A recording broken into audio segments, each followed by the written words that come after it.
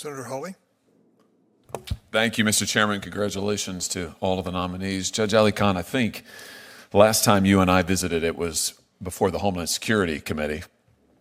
And I asked you a number of questions there, you, including some for the record, you answered those, which I appreciated. One question that I ask you, and I ask every nominee actually on that committee and this one, is whether or not the nominee has ever litigated against a religious liberty claim.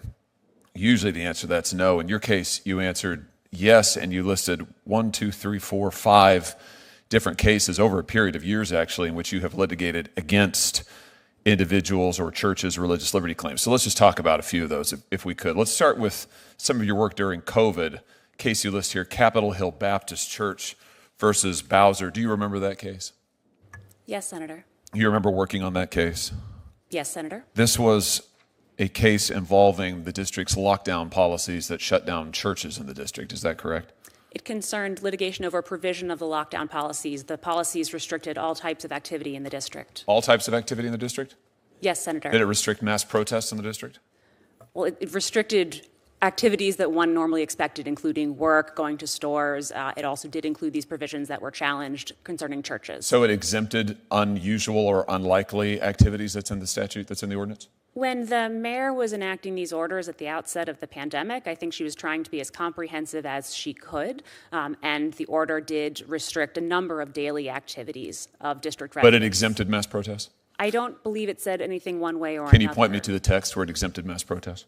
I don't believe it said anything one way or another. Of course it didn't, because it didn't exempt mass protests, right? You know that. I think it was silent on the issue because I don't believe it was contemplated by the mayor's office. Ah, so you think that mass protests should be in a different category than religious observances? Is that your position?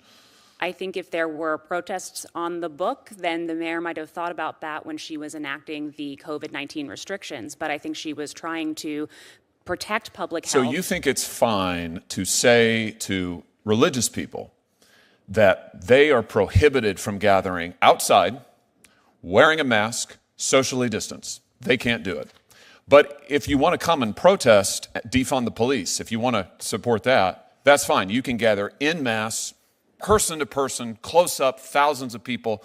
That's okay. That discrimination's okay. That is your position? Senator, that is not my position. It was your position. It's what you argued. I did not write these orders. What I said. You defended it in court. And you just articulated to me what I take to be your position. What I was doing in the Capitol Hill Baptist Church was defending the mayor, my client, against a constitutional challenge to one aspect of the COVID-19 restrictions. We understood that strict scrutiny applies. How did that case go for you? We lost that case. Why? It was found that the restrictions did not meet the standard of strict scrutiny. Meaning they were unconstitutional. Meaning that they did not survive strict scrutiny, and it's a matter of public record that the District of Columbia did not appeal that decision. Why? Why were they struck down? Excuse me, Senator?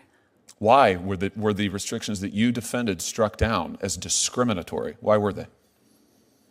Because they did not satisfy. Why didn't they?